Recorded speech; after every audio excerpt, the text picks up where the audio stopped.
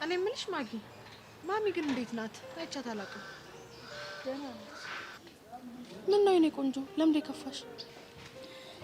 መቼውን ሞልቶልኝ ከሰው ቤት ስራ ማውጣት እያልኩኝ በጣም ነው የምጨነቀው። እንዴ አንቺ ደግሞ አሁንማ እኮ አለቀ በቃ። ወዲያው ተመረቀሽ ስራ እንዲያሽ የምትሰራውን ስራ መቀየር ነው ያለብሽ። ተስፋ አደርጋለሁ።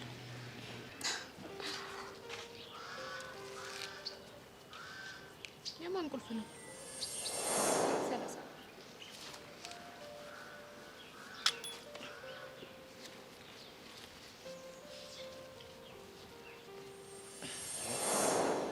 ወይኔ ጉዴ! ቅድም ልጁ እዚህ ቁጭ ብሎ ነበር። የመኳንንት ሳይሆን አይቀርም። ማን ነው መኳንንት? የሆነ ልጅ አለ አታውቂውም? እዚህ ነው በቆሎ የሚበላው። አረ እዚህ የመጣ በቆሎ የሚበላው ልጅ። ይኸውልሽ የኔ እናት እንግዲህ እኔ ስራ በቆሎ እየጠበሱ መኖር ነው። ዛሬ ግን የአንድ ወጣት ልብ ሳይጠበስ አልቀረም። እና ግን ምን እንደሚሻልሽ